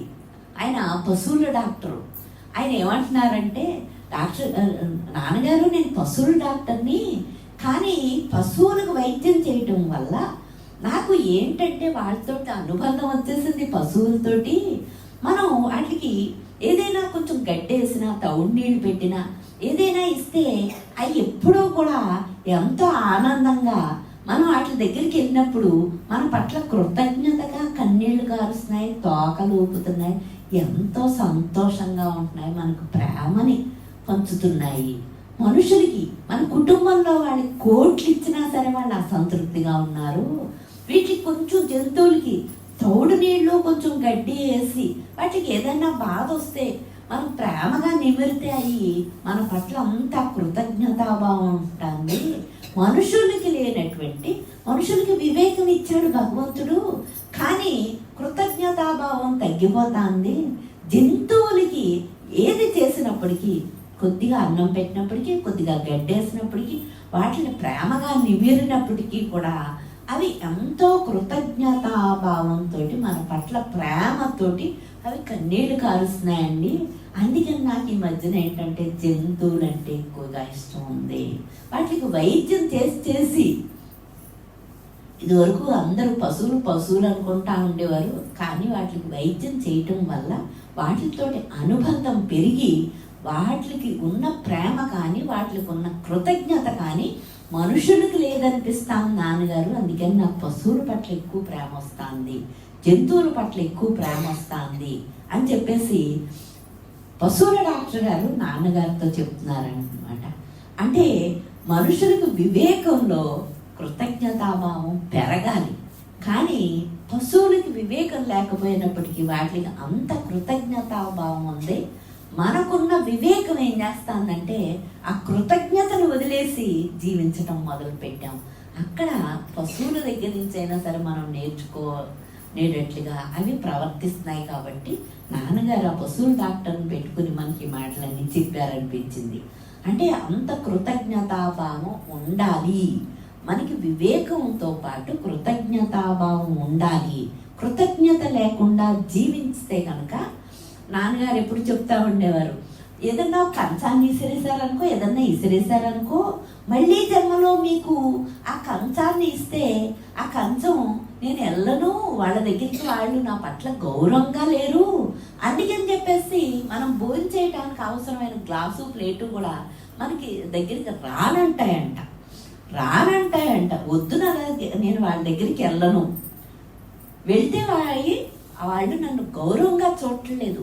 ఏ వస్తువు పట్లైనా మనం అగౌరవంగా ఉంటే అవి మళ్ళీ జీవితంలో మన దగ్గరికి రావు అనేది మనం తెలిసినప్పుడు ప్రతి వస్తువు పట్ల కూడా, మనం తినే కంచం పట్ల కూడా చాలా జాగ్రత్తగా, గ్లాసు పట్ల, కంచం పట్ల, ప్రతి వస్తువు పట్ల భగవంతుడు ఇస్తేనే వచ్చింది, అందుకని చెప్పేసి ఆ వస్తువు పట్ల గౌరవంగా ఉండాలి, భగవంతుడి పట్ల కృతజ్ఞతగా ఉండాలి. అందుకని చెప్పేసి నాన్నగారి మాటలన్నీ చెప్తా ఉంటారు. మనకు కోపం వస్తే ఏం చేస్తాము, మనుషుల మీద చూపించకుండా వస్తువుల మీద చూపిస్తాం.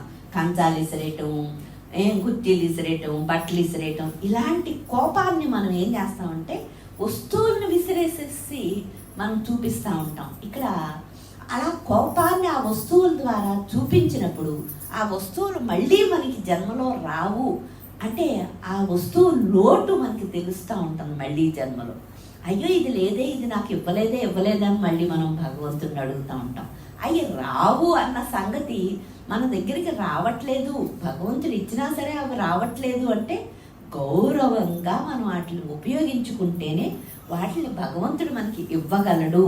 అందుకని చెప్పేసి మనం అన్ని పట్ల, వస్తువులన్నిటి పట్ల కూడా, జంతువుల పట్లే కాకుండా వస్తువుల పట్ల కూడా మనం జీవించే జీవిత విధానంలో చాలా కృతజ్ఞతతోటి ఉండటం వల్ల మనకి లోటు అనేది లేకుండా ఉంటుంది. కాబట్టి నాన్నగారు చక్కగా ప్రతి అమ్మాయి ఎంతోమంది మహాత్ములు కంచం లేక గచ్చు మీద కడుక్కుని కూరలు అవి పెట్టుకుని ఆ గచ్చు మీద తిన్న వాళ్ళు అనేక మంది ఉండి వాళ్ళు ఎంతో అభివృద్ధి అయ్యారు. అంటే వాళ్ళకి ప్రతి వస్తువు పట్ల విలువ తెలుసు కాబట్టి, కృతజ్ఞత తెలుసు కాబట్టి ప్రతి వస్తువుని జాగ్రత్తగా వాడుకుని, ఏ బుద్ధినైతే భగవంతుడు ఇచ్చాడో ఆ బుద్ధిని వాడుకుని ఆ వివేకంతో జీవించటం వల్ల వాళ్ళు ఏంటంటే మహాత్ములు, యోగులు, ఋషులు అవుతున్నారు. మనకి ఇచ్చిన వివేకాన్ని మనం ఉపయోగించుకోకపోవటం వల్ల మనకి ఆ కృతజ్ఞతాభావం లేదు. వివేకం ఉపయోగించుకోం. దానివల్ల ఏమవుతుందంటే మన మానసిక స్థాయి తగ్గిపోతూ ఉంటుంది. ఎప్పుడూ కూడా ఈ సృష్టికి యజమాని అయినటువంటి ఆ కృష్ణుడి పట్ల, ఆ సర్వాధికారి, సర్వాంతర్యామి, సర్వజ్ఞుడు, ఆయన యొక్క ఔన్నత్యం, వైభవం మనం గుర్తించి ఆయన పట్ల శరణాగతితోటి జీవించటం వల్ల మనకి వినయం వస్తూ ఉంటుంది. మనం నాన్నగారు ఎప్పుడు అంటూ ఉండేవారు, మీరు ఏదైనా వచ్చిందనుకో, మీకు సంపద వచ్చిందనుకో, ఈ సంపదల వల్ల మీకు వెంటనే పొగరబోత్తనం వచ్చేస్తుంది, గర్వం వచ్చేస్తుంది. అప్పుడు ఏం చేస్తారు? ఈ గర్వం వల్ల, పొగరబోత్తనం వల్ల మీరు భగవంతుడికి దూరం అయిపోతారు. అందుకని ఏసేమన్నాడంటే, సూది బెజ్జంలోంచి ఒంటినైనా లాగవచ్చు, కానీ ఈ సంపద ఉన్నవాడిని లాగలేము, ధనవంతుణ్ణి లాగలేము. ఒంటిని లాగేయచ్చు ఆ సూది బెజ్జంలోంచి, కానీ ధనవంతుణ్ణి దాంట్లోంచి లాగలేము అని ఎందుకు చెప్పాడంటే, ఆ సంపద వల్ల, ఆ ధనం వల్ల మనకి పొగరుబోత్తనం, గర్వం వచ్చేయటం వల్ల మనల్ని భగవంతుడు పాదాలకి మనం దూరం అయిపోతాం. కాబట్టి చక్కగా అలాగా మనకి వివరంగా చెప్పారనమాట. అంటే ధనం ఉండటం కాదు,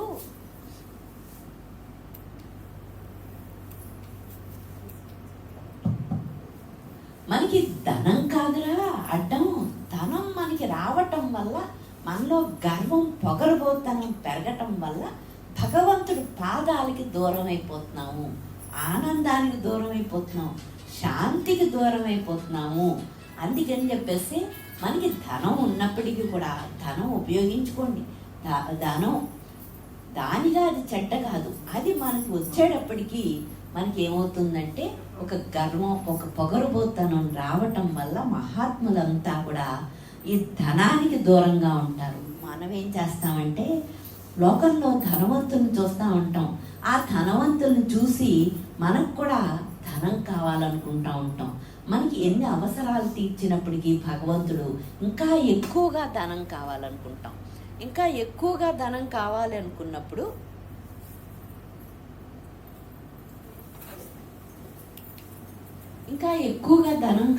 అనుకున్నప్పుడు ఏమవుతుందంటే, ధనం వల్ల లోకంలో ఏం చూస్తామంటే, ఆ ధనం ఉన్నవాడు కీర్తి, గౌరవం అవన్నీ వస్తూ ఉంటాయి. మనకి కొద్దిగా ధనం ఇస్తే మనకి లోక అవసరాలకి, దేహ అవసరాలకి సరిపడిచ్చిన ధనంతో మనం సాధన చేసుకోవచ్చు, భగవంతుని పొందొచ్చు. కానీ మనకేమవుతుంది, లోకం మీద దృష్టి ఎక్కువ కాబట్టి లోకంలో ధనవంతులను అందరినీ గౌరవిస్తున్నారు, వాళ్ళని కీర్తిస్తున్నారు. వాళ్ళ అధికారం వల్ల, వాళ్ళ ధనం వల్ల కూడా వాళ్ళకి కీర్తి వస్తుంది, గౌరవం వస్తుంది, అధికారం వస్తుంది అని చెప్పేసి మనం ఎక్కువగా ధనాన్ని కోరుకుంటూ ఉంటాం. ధనం ఏమి మనల్ని భగవంతుడి పాదాల దగ్గరికి చేర్చదు. మనకి ఏం చేస్తాం, ధనం వచ్చేసిన తర్వాత మళ్ళీని నాకు ధనం వచ్చేసింది, లోకం అంతా నన్ను గౌరవించాలి, నన్ను కీర్తించాలి, నా అధికారాన్ని గౌరవించాలి అని ఇంకా ధనం వచ్చినప్పటి నుంచి భగవంతుడు పాదాలు వదిలిపెట్టేసి లోకమంతా గౌరవించాలి, కీర్తించాలి అని ఇంకా ఆ బాహ్యమైన గొడవల్లో పడిపోతూ ఉంటాం అన్నమాట. ధనం ఎందుకు కోరుకుంటున్నాము? మన అవసరాలకు సరిపడా ఆయన ఇస్తున్నాడు, కానీ లోకమంతా మనల్ని కీర్తించాలి, గౌరవించాలి అని చెప్పేసి మనం ఎక్కువగా ధనాన్ని కోరుకుంటూ ఉంటాం. ధనం దానంతట అది మనకి శాంతిని ఇవ్వదు, సుఖాన్ని ఇవ్వదు.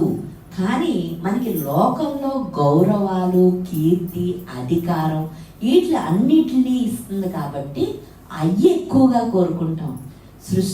ఈ సృష్టికి యజమాని అయినటువంటి భగవంతుణ్ణి కోరుకోవటం మానేసి ఏదైతే సృష్టించాడో, ఏ లోకాలనైతే సృష్టించాడో, ఏ వస్తువులనైతే సృష్టించాడో, ఏ ధనాన్ని, పాండిత్యాన్ని, అధికారాన్ని, అవన్నీ ఆయన సృష్టించిన వాటిని అడుగుతాం. కానీ ఆ సృష్టికి అధిపతి అయినటువంటి, ఆ సృష్టికి కారణమైనటువంటి, ఆనందానికి కారణమైనటువంటి శాంతికి కారణమైనటువంటి భగవంతుడిని, ఆయన పట్ల భక్తిని, ఆయన పట్ల ప్రేమని మనం కోరుకోవట్లేదు అని చక్కగా మనకి దీంట్లో తెలియజేస్తున్నారు అన్నమాట.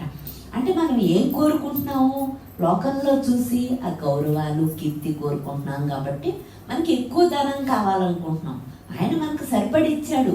ఆ ధనం రావటం వల్ల, ఎక్కువ ధనం రావటం వల్ల మనం ప్రపంచంలో కీర్తి, అధికారం, గౌరవాలు, మనస్సు అనే మాయలో పడిపోయి మనం పతనమైపోతాము అనేది మనకి తెలియక ఎక్కువగా మనం వాటిని ఆశిస్తూ ఉంటాము అని చెప్పేసి ఇక్కడ చక్కగా నాన్నగారు మనకి ఈ మాటలన్నిటిని చెప్తున్నారు అనమాట.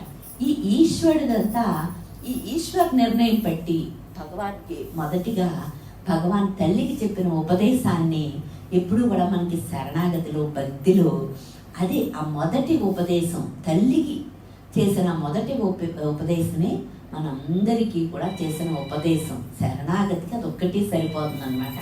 అంటే మనకి శరణాగతి కుదరాలి కానీ 10 మాటలు అక్కర్లేదు. భగవంతుడి మీద మనకి ఆ ప్రేమ కుదరాలి, ఆ ఆకర్షణ ఉండాలి, ఇష్టం ఉండాలి, కానీ 100 రకాలు అక్కర్లేదు అని చెప్పేసి మనకి తెలిస్తే, మనకి తెలుసున్నది ఒక్కదాన్నే పట్టుకుని ఆ భగవంతుడి పాదాలు పట్టుకుని అలాడుతూ ఉంటాం. అక్కడ భగవాన్ తల్లికి ఏం చెప్తాడంటే, మొదటిసారిగా తల్లి వచ్చి అడుగుతుంది భగవాన్ని. అప్పుడు దాకా ఆయన ఏం మాట్లాడరు, అంటే మౌనంగా ఉంటారు. ఎవరో మాట్లాడేవాళ్ళు లేక నేను మౌనంగా ఉన్నాను, కానీ ఏదో మౌన వ్రతాలు అయ్యి నేను పట్టలేదు అని చెప్తారు భగవాన్.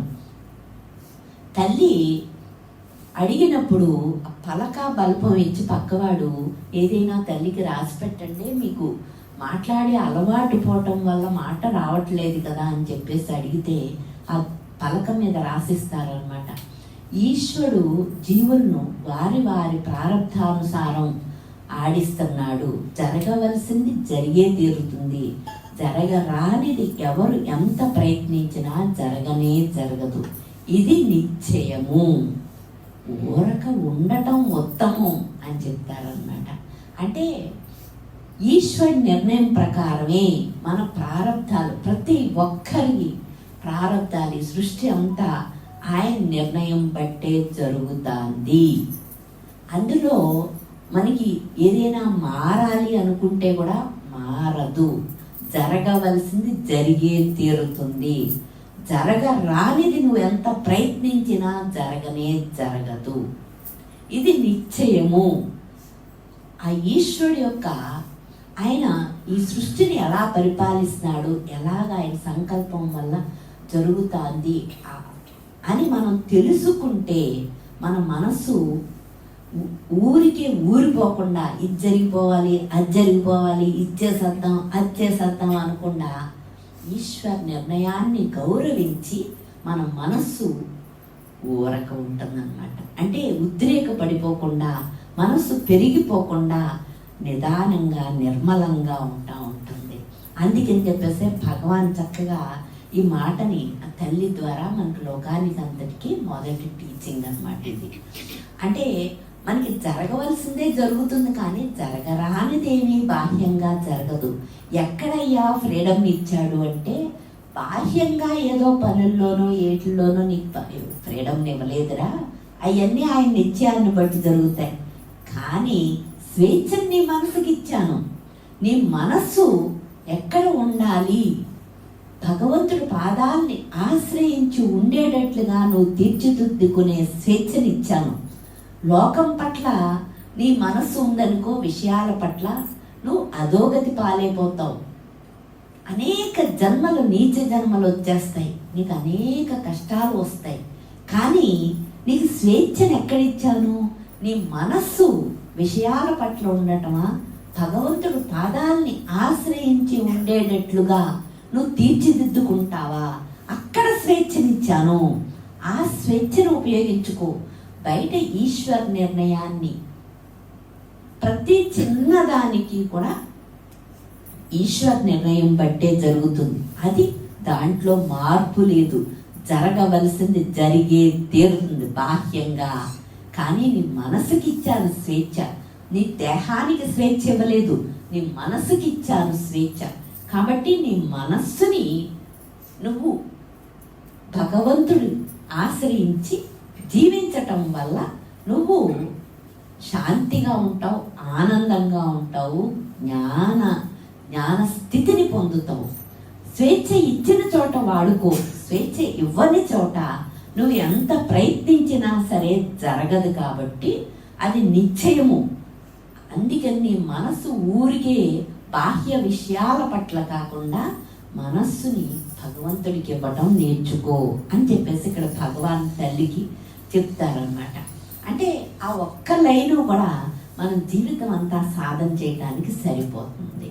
ఆ భగవాన్ చక్కగా ఈ చెప్పడంతో పాటు ఒక కథ చెప్తా ఉంటారనమాట. ఆ కథ ఏంటి అంటే, మనం ఈశ్వరుడికి ఏదోటి భగవంతుడికి ఏదో పూజలు చేయాలని, ఇది చేయాలని, అది చేయాలని అనుకుంటా ఉంటాం కదా. అలాగే ఒక భక్తుడు ఏం చేస్తాడంటే బెల్లం వినాయకుడిని తయారు చేస్తాడు. అంటే వినాయకుడిని పూజించాలి కదా, మనకి వినాయక చవితి వస్తాను అనేక రూపాలుగా మనం కూడా వినాయకుడిని పూజిస్తూ ఉంటాం. అలాగే ఒక భక్తుడు ఏం చేస్తాడంటే బెల్లం వినాయకుడిని తయారు చేస్తాడు. బెల్లం వినాయకుడిని తయారు చేసి అన్నీ చూసి అన్నీ బాగానే ఉంటాయి, కానీ ఆ వినాయకుడికి పెట్టే ప్రసాదం అక్కడ లోపిస్తుంది. అక్కడ మర్చిపోతాడు దాన్ని. ఏం చేయాలి, వినాయకుడిని తయారు చేసేసాం బెల్లంతో, ఆయనకి ఏం ప్రసాదం పెట్టాలంటే అక్కడ ఏం కనిపించదు. వెంటనే ఏం చేస్తాడంటే చిన్న బెల్లం ముక్క వినాయకుడిలో విరిసేసి ఆయనకి ప్రసాదంగా పెడతాడు. బెల్లం వినాయకుడిని అతనే తయారు చేసుకున్నాడు, అన్నీ రెడీ చేసుకున్నాడు, కానీ ప్రసాదాన్ని మర్చిపోయాడు. మళ్ళీ ప్రసాదం పెట్టకపోతే అయ్యో ప్రసాదం పెట్టకపోతే ఎలాగా అని చెప్పేసి ఆ బెల్లం వినాయకుడిలోనే చిన్న ముక్కని మళ్ళీ ఆయనకి ప్రసాదం పెట్టేశాడు.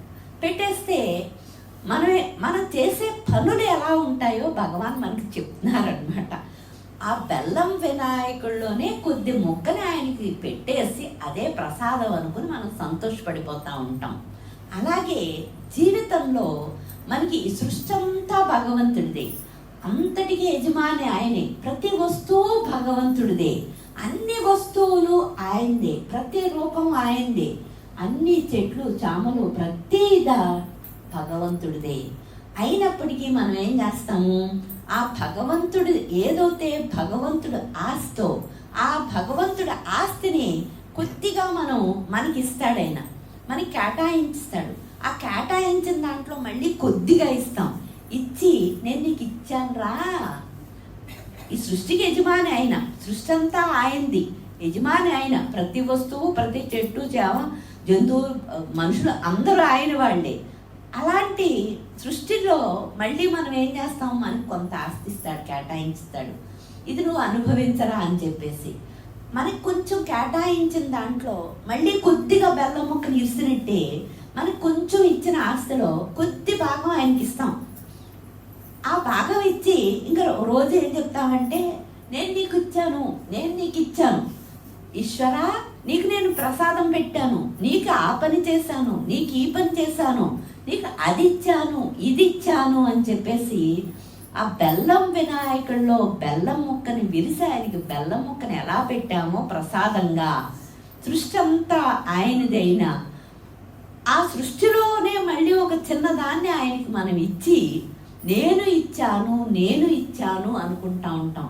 కానీ అక్కడ ఏం మిస్ అయిపోతున్నాము అంటే ఇదంతా భగవంతుడిదే మళ్ళీ భగవంతుడికి ఇస్తున్నాము అనే సంగతి మనం మిస్ అయిపోయి ఇంకా అక్కడ నేను ఇచ్చాను అని చెప్పేసి నేనుగాడిని బలపెట్టుకుని కర్తృత్వాన్ని పెట్టుకుని నేను ఇచ్చాను అంటే భగవంతుడికి ఇచ్చినప్పుడు మనం వినయంగా ఉండి భగవంతుడికి ఇస్తున్నామనే వివేకంతో ఆ పని చేస్తే నేనుగాడు బలపట్టు.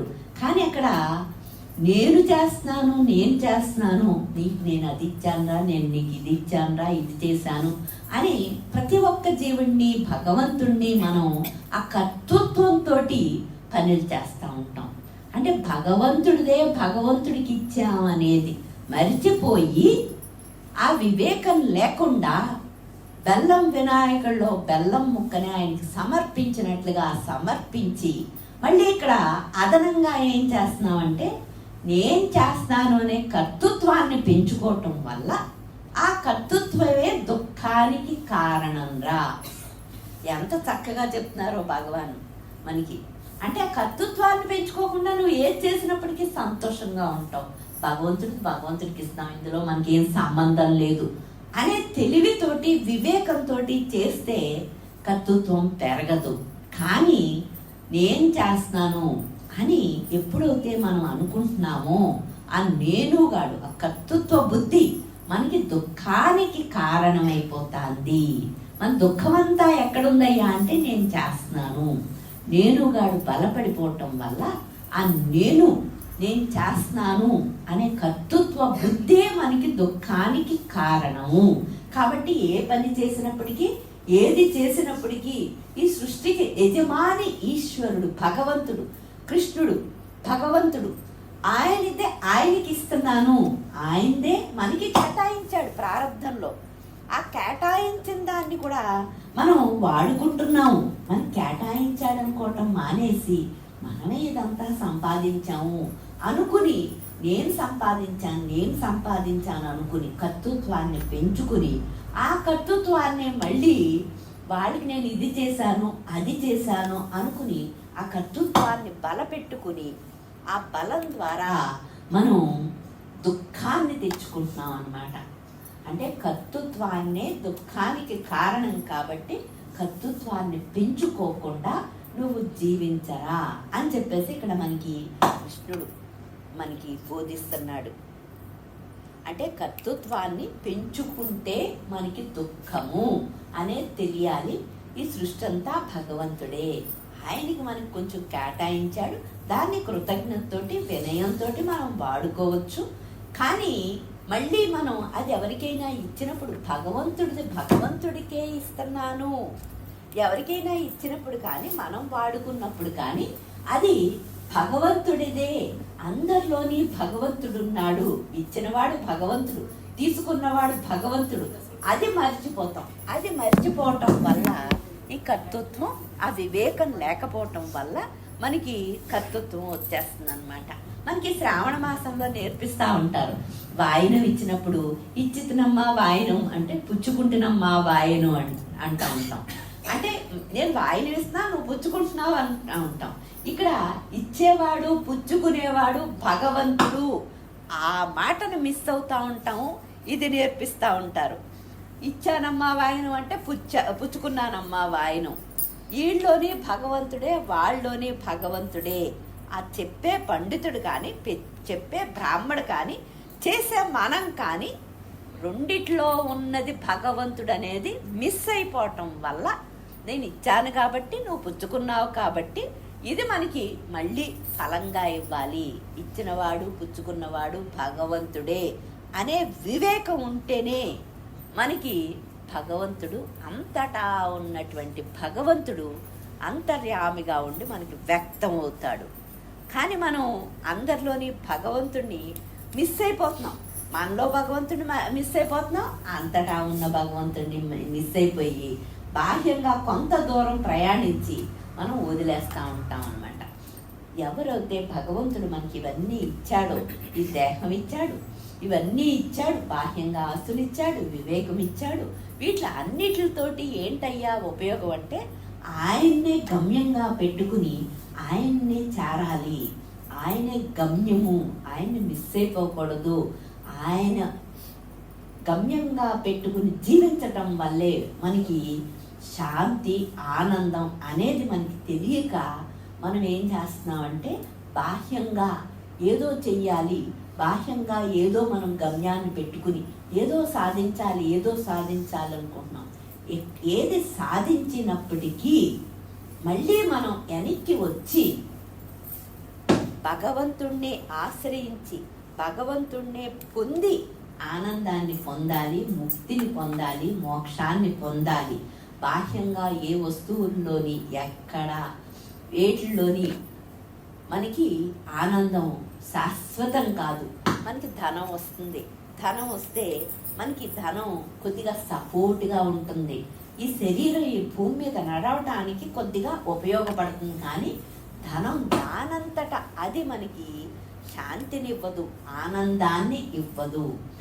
ఎక్కడ ఆనందం ఉందంటే భగవంతుడిలోనే ఆనందం ఉంది. ఆ భగవంతుడు బయట రూపనామాలను తీసుకుని వచ్చినప్పటికీ కూడా మనలో అంతర్యామిగా ఆయన ఉన్నాడు. అంతర్యామిగా ఉన్నవాడు వ్యక్తమవ్వాలి. వ్యక్తమవుతేనే మనకి అంతర్యామిగా ఉన్నాడు అనుకుని జీవించటంలోనే మనకి ఆయనతో అనుసంధానం వస్తుంది. కాబట్టి ఎంత చక్కగా మనకి చెప్తున్నారనమాట. అస్మాను పోతా మంచి చెప్పేస్తాను. అంటే మనకి కృష్ణుడి వైభవం తెలుస్తూ ఉంటేనే మనకి మనం ఆయన్ని ప్రేమించకుండా ఉండలేకుండా, ఇష్టపడకుండా ఉండలేకుండా ఉంటాం. ఆయన వైభవం తెలియకపోతే, ఆయన ఔన్నత్యం తెలియకపోతే మన జీవితాలకు అన్నిటికీ కారణం ఆయన, మన జన్మలన్నిటికీ కారణం ఆయన అనేది మనకి తెలిస్తేనే ఆయన పట్ల మనకి ఆ శరణాగతి భావం వస్తుంది. కానీ లేకపోతే ఆయనకు వేరుగా శరణాగతి చెందకపోతే, పరిపూర్ణంగా శరణాగతి ఏదో ఒక రోజు చెందకపోతే మనం ఆ వేరు భావనతోటే దుఃఖాన్ని అనుభవిస్తూ ఉంటాం అన్నమాట. వేరు భావం పోయి మనం ఆయనలో ఐక్యం అవ్వాలి అంటే కనుక, ఆయనతో కలిసిపోవాలి అంటే కనుక వేరు భావన పోతేనే కలిసిపోతాం. లేకపోతే ఇప్పుడు దుఃఖం ఉంటుంది అనేది మనకి తెలుస్తూ ఉంటే మనం ఆయన ఇష్టపడతా ఉంటాం. ఏదో మనకి తెలుసున్న పన్నే నిజాయితీగా చేస్తూ ఉంటాం, నిర్మలంగా చేస్తూ ఉంటాం. ఇక్కడ భగవంతుడు ఆయనకి నిర్మలంగా ఆయన్ని ఎవరైతే ఇష్టపడుతున్నారో, ఆడంబరాల కోసం ఆయన మనకేమి ఆడంబరంగా చేయమని చెప్పట్లేదు, నిర్మల హృదయంతో చేయమంటున్నాడు. మనం ఆడంబరాలుగా ఎందుకు చేస్తామంటే ఆయన దగ్గర నుంచి ఏదో ఒకటి ఆశిస్తూ ఉంటాం లోకపరంగా. మనకు సంపదలో కీర్తో గౌరవం అధికారం, అప్పుడు మనం ఏం చేస్తామంటే ఆయన బాగా ఇవన్నీ చేసేస్తే మనకి ఇచ్చేస్తాడు అని మనం కూడా ఆడంబరంగా చేస్తూ ఉంటాం. ఆడంబరంగా బాహ్య వస్తువుని కోరుకుంటా చేస్తాం. కానీ జ్ఞానాన్ని పొందేటప్పుడు నిర్మలంగా ప్రశాంతంగా ఉంటేనే మనకి జ్ఞానం వస్తుంది. లోపల వస్తూ ఆయన భగవంతుడు అంతర్యామిగా ఉన్నవాడు వ్యక్తం అవ్వాలి అంటే మనం మనస్సు నిర్మలంగా ఉండాలి, ప్రశాంతంగా ఉండాలి, నిశ్చలంగా ఉంటేనే అంతర్యామిగా ఉన్నవాడు వ్యక్తం అవుతాడు అనమాట. ఇక్కడ టైం ఉందా? ఇంకా గజేంద్ర మోక్షం చెప్తాను. ఎందుకంటే గజేంద్ర మోక్షంలో మనకి అనేక సార్లు గజేంద్ర మోక్షాన్ని మనం చదువుకుంటా ఉన్నాం చిన్నప్పటి నుంచి. చదువుకుంటా ఉన్నప్పటికీ కూడా ఆ గజేంద్ర మోక్షంలో ఆ ఏనుగు మొసలి, ఏనుగు యొక్క దాని యొక్క బాహ్యంగా దాని రూపము, దానికి ఉన్న బలాన్ని బట్టి ఆ ఏనుగుకి ఏంటంటే మనం బలవంతులమైనప్పుడు, మనకి శక్తి ఉన్నప్పుడు, బలం ఉన్నప్పుడు, అధికారం ఉన్నప్పుడు, డబ్బు ఉన్నప్పుడు గర్వం వచ్చేస్తుంది.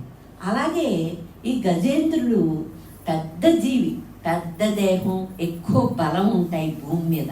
అందుకని చెప్పేసి ఆ గజేంద్రుడికి చాలా పొగరుబోత్తనంతో ఉంటాడనమాట.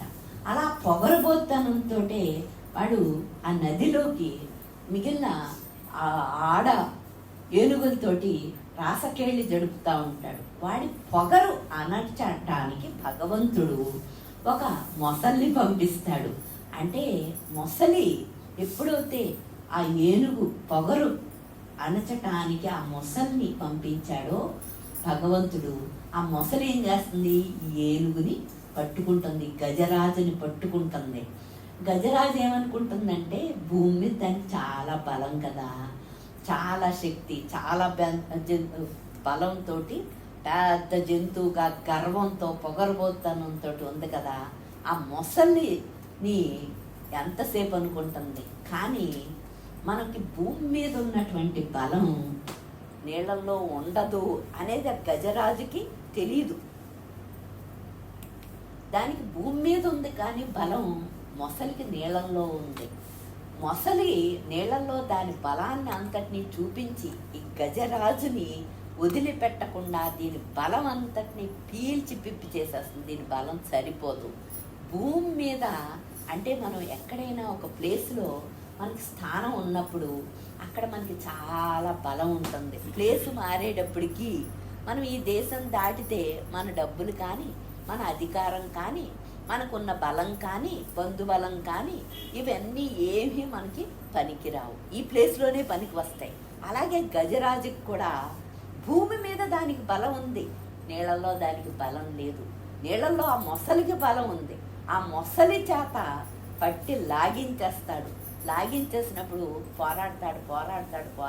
ఇంకా మన వల్ల వదిలే అని చెప్పేసి పొగరుబోతనం తగ్గిన తర్వాత, గర్వం తగ్గిన తర్వాత అప్పుడు ఆ విష్ణుమూర్తిని, భగవంతుణ్ణి ప్రార్థిస్తాడనమాట.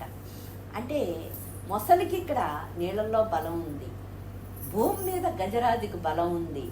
ఎవరి బలాల్ని బట్టి వాళ్ళకి మనకి గర్వము, పొగరుపోతనం అవి వచ్చేస్తూ ఉంటాయి. మన స్థానాన్ని మనం దాటాము అంటే, మన దేశాన్నో, మన ఊరునో, మన ఇంటినో దాటాము అంటే మన బలం, మన ధనం, మన కీర్తి, మన అధికారాలు ఏవి పని చెయ్యవు అనేది మనకు తెలిసినప్పుడు మనం ఏం చేస్తాము? కొంచెం వినయంగా ఉంటాం. లేకపోతే తెలియకపోతే ఇలాగే మొసలి చేత పట్టి పీడించినప్పుడు బయట దేశం వెళ్తే మన దేశం కాదు ఇక్కడ, మనం చాలా వినయంగా ఉండాలి, మన అధికారం పనికిరాదు, మన డబ్బు పనికిరాదు అని చెప్పేసి పక్క దేశాలకు వెళ్ళినప్పుడు, పక్క ఊళ్ళకి వెళ్ళినప్పుడు మనం వినయంగా ఉంటాం. పొగరుబోతనంతో ఉంటే అక్కడ జీవించడానికి మనకి కష్టమైపోతుంది.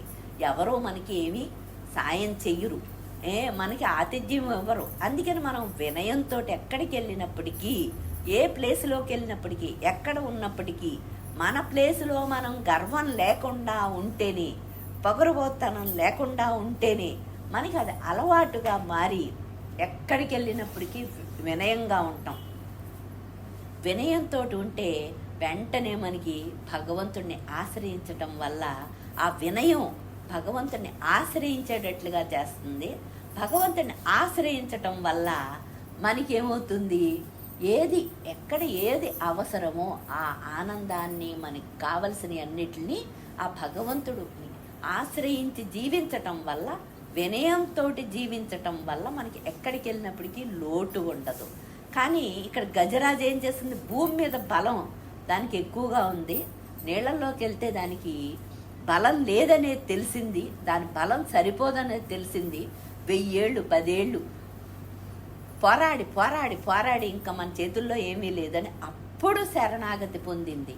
ఎప్పుడైతే శరణాగతి చెందిందో అప్పుడు భగవంతుడు రక్షిస్తాడు. అప్పుడు దాకా రక్షించడు. ఆయన చూస్తూ ఉంటాడు, వీళ్ళకి గర్వం తగ్గని, వీళ్ళకి పొగరబోత్తనం తగ్గని, టైం వస్తే అప్పుడు వాళ్ళకి పొగరబోత్తనం తగ్గిన తర్వాత మనం ఎంటర్ అయ్యి వాళ్ళని కాపాడేద్దాము అని చెప్పేసి. ఎప్పుడైతే రక్షించమని గజేంద్రుడు విష్ణుమూర్తిని ప్రార్థించాడో అప్పుడు వెంటనే ఆయన రక్షించాడు. అంటే మన గర్వాన్ని, మన పొగరబోతనాన్ని పక్కన పెట్టే భగవంతుణ్ణి ఆరాధించాలి, భగవంతుణ్ణి ప్రేమించాలి, భగవంతుణ్ణి రక్షించమని అడగాలి. వినయంతో అడిగినప్పుడే ఆయన మనల్ని రక్షిస్తాడు. కానీ పొగరబోతనంతో ఉన్నప్పుడు మనం అడగము, ఆయన రక్షించడు. మనం అడగలేము, ఆ పొగరుబోత్తనమే అడ్డము, మన గర్వమే మనకి అడ్డం. కాబట్టి చక్కగా ఇక్కడ గజేంద్ర మోక్షంలో మనకి అనిపిస్తుంది, ఒక్కరోజు కూడా మనం తట్టుకోలేము, ఏను బాగానే తట్టుకుంది, దాని పొగరుబోత్తనాన్ని 10,000 సంవత్సరాలు 1000 సంవత్సరాలు తట్టుకుంది, మనకు అంత శక్తి లేదు అని మనకు తెలుస్తూ ఉంటుంది. ఎక్కువ రోజులు దానికి శక్తి ఉంది కాబట్టి ఎక్కువ రోజులు పోరాడింది అనమాట. మనం ఏంటంటే అంత శక్తి లేదు కాబట్టి తక్కువ టైంలోనే మనం శరణాగతి చెందటానికి చూస్తూ ఉంటాం. ఏంటంటే ఏ దిక్కు లేదు కాబట్టి, ఎవరూ రక్షించలేరు కాబట్టి వేరే మార్గమే లేదు. భగవంతుణ్ణి ఆశ్రయించకుండా, భగవంతుడికి శరణాగతి చెందకుండా మనం దాంట్లోంచి బయటికి రాలేము, మనం రక్షింపబడము. రక్షించాలంటే భగవంతుడి పాదాలని ఆశ్రయించవలసిందే, ఆయన్ని ప్రేమించవలసిందే. ఆయన ప్రేమించటం వల్లే, ఆయన మీద భారం వేయటం వల్లే ఆయన రక్షిస్తాడు. కానీ ఈ లోకంలో ఎన్ని సంపదలు ఉన్నప్పటికీ, ఎంతమంది జీవులు ఉన్నప్పటికీ, ఏది అయినప్పటికీ భగవంతుడిని ఆశ్రయిస్తేనే ఆయన రక్షిస్తాడు అనేది మనకి తెలియాలి. అంటే ఇక్కడ గజేంద్ర మోక్షంలో మనకి ఈ దేశంలో ఉంటాయి, ఆస్తులు ఉంటాయి, అధికారం ఉంటుంది, బలాలు ఉంటాయి. కానీ పక్క దేశం వెళ్తే మనకి పనికిరావు అనేది తెలుస్తూ ఉంటుంది. అందుకని మనం ఎక్కడికి వెళ్ళినప్పటికీ మళ్ళీ మన స్థానానికి వచ్చేద్దాం అనిపిస్తూ ఉంటుంది. ఎందుకంటే ఇక్కడ కీర్తి గౌరవం అన్నీ ఉంటాయి మనకి. అట్లా అన్నిటితోటి మనం హ్యాపీగా బయట వస్తువులతోటి, బయట ఆకర్షణతోటి, బయట మన సంపదలతోటి మనం అన్నీ సంతోషంగా ఉంటాం. కానీ భగవంతుని ఆశ్రయించినప్పుడు ఇవన్నిటికీ ఉన్నప్పటికీ భగవంతుడి పాదాలే గమ్యం అని మనకి తెలుసుకొని జీవిస్తే కనుక మనకి ఆ వస్తువులు ఏమీ అడ్డం కాదు. కానీ భగవంతుడి కన్నా బాహ్య సంపదలే ఎక్కువ అనుకుని మనం జీవిస్తూ ఉంటే మన జీవిత విధానంలో ఆయన చూసుకుని మనకు వచ్చే తలంపును బట్టి నన్ను ఆధారం అనుకుంటున్నాడా ఈ జీవుడు, బాహ్యంగా ఉన్న సంపదల ఆధారం అనుకుంటున్నాడా అని చూసుకుంటాడు. చూసుకుని ఏం చేస్తాడంటే ఆయన మీద ఆధారపడేటట్లుగా మనల్ని మలుచుకోవటానికి, మనల్ని రక్షించటానికి, మనకి జ్ఞానం ఇవ్వటానికి, మనకి ముక్తిని ఇవ్వటానికి బయట ఉన్న ఆస్తులు, ధనాలు, అధికారాలు అని తీసేస్తాడు. ఏది తీసేస్తే మనం ఆయన మీద ఆధారపడతామో దాన్ని తీసేస్తాడు అనమాట. మనం అది సపోర్ట్ అనుకుంటాము. ఆ సపోర్ట్ ఉంటే భగవంతుని మిస్ అయిపోతున్నాము అనేది మనకి తెలియకపోయినప్పటికీ భగవంతుడికి తెలుసు కాబట్టి ఆ సపోర్ట్ని అన్నిటిని తీసేసి ఆయన మీదే ఆధారపడేటట్లు, ఆయనే గమ్యం అనుకుని జీవించేటట్లుగా మనని అనుగ్రహిస్తాడనమాట. ఆ గజేంద్ర మోక్షంలో ఉన్న వైభవం ఏంటి అంటే ఆయన మనం గర్వంతో, పొగరబోతనంతో ఉంటే మనకి తప్పకుండా ఆయన కష్టాన్ని ఇచ్చైనా సరే ఆయన రక్షిస్తాడు, మనల్ని వదిలిపెట్టడు. కానీ కష్టం అనుభవించాలి. వినయంతో ఉంటే ఆ కష్టం అక్కర్లేదు. అందుకని చెప్పేసి గజేంద్ర మోక్షంలో ఈ కథ అంతా ఏంటంటే భగవంతుడినే ఆశ్రయించి జీవిస్తేనే నీకు ముక్తి. బాహ్యంగా ప్రపంచంలో అన్నీ ఇస్తూ ఉంటాడే, వాడుకోవచ్చు. కానీ వాటిని చూసి గర్వాన్ని పెంచుకోకు. ఆ ఏనుగు ఏంటంటే గర్వం, దానికి పెద్ద శరీరం కాబట్టి, బలమైంది కాబట్టి దానికి ఆ బల గర్వం అన్నమాట. ఆ బలంతో, ఆ స్ట్రెంగ్త్ తోటి చాలా గర్వం వచ్చేస్తుంది. ఆ గర్వమే దానికి అడ్డయింది. దానివల్లే దానికి ఇంత కష్టం వచ్చింది. వినయంతో జీవిస్తే అటువంటి ఉండవు. కాబట్టి మనం గజేంద్ర మోక్షంలో నేర్చుకోవాల్సింది ఏంటంటే గర్వంతో, పొగరుబోతనంతో జీవించకుండా వినయంతో భగవంతుడిని ఆశ్రయించి జీవించటం వల్ల మాత్రమే మనం శాంతిగా ఉంటాము, ఆనందంగా ఉంటాము. ఎప్పటికైనా సరే, ఎన్ని జన్మల తర్వాత అయినా భగవంతుడిని ఆశ్రయించవలసిందే. ఆయన్ని ఆశ్రయించకుండా మనకి ముక్తి పొందలేము. ఈ దేహాల నుంచి మనకి విడుదల లేదు, మనస్సు నుంచి విడుదల లేదు. మనం ఆనందాన్ని పొందాలి అంటే భగవంతుణ్ణి ఆశ్రయించి జీవించాలి అనేది ఇక్కడ మనకి గజేంద్ర మోక్షంలో తెలియజేస్తున్నారన్నమాట. ఇంకా ఆపేస్తాను. సద్గురుదేవా సద్గురుదేవా సద్గురుదేవా చూడండి.